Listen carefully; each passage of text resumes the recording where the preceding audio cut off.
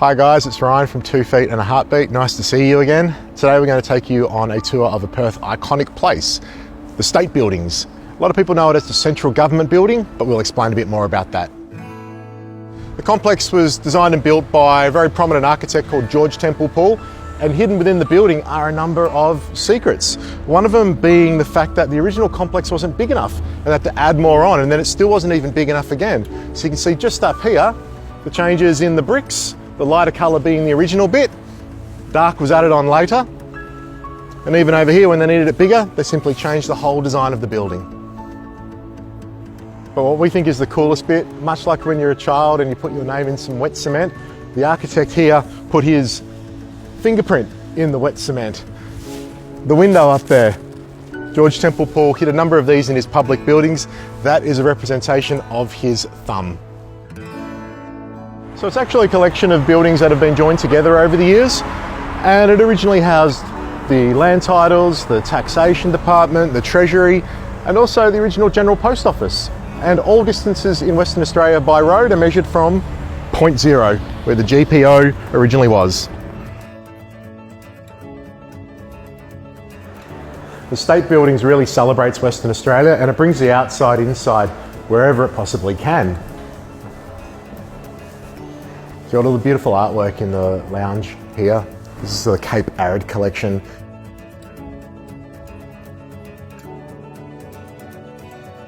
Here in the Treasury Lounge and Bar, they celebrate local foods as much as they possibly can. So seasonally, you come in here, have a sit down. Remember point zero that I mentioned earlier? That's just on the outside of the wall right here. You pick from the menu, maybe something from Denmark, exactly 407 kilometres away from this spot. Now the building actually has a basement as well. This was a gold boom era. The gold had to be held somewhere when it came in from the goldfields, and that was down here.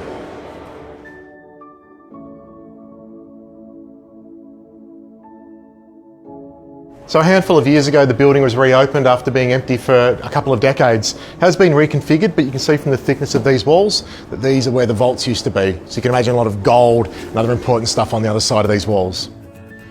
Government departments moved out of this complex in the 1980s, and it sat vacant for decades, really starting to crumble. But luckily it was restored, repurposed. It's now home to Como the Treasury Hotel.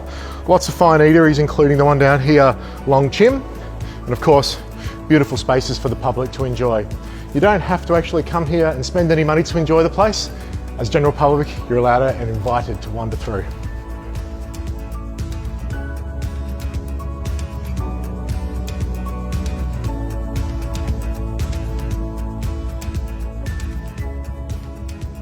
The building is full of unique spaces, including up here on the rooftop.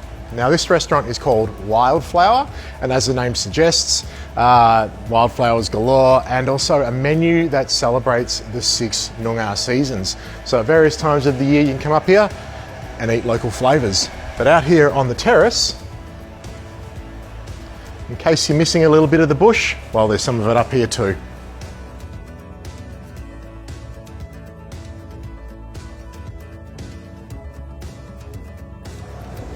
And this is the old Postal Hall from the General Post Office, and as you can see, it is still a bustling place. People are invited to come here, much the same way that they would have posted a letter back in the day. Now those services don't apply here anymore, but the best way to enjoy this is to come in, read a book, grab a cup of coffee, and watch the world go by. So I hope you enjoyed this virtual tour of the State Buildings. Great to see you again. If we can ever help you around with a tour in the city, look us up. See you soon.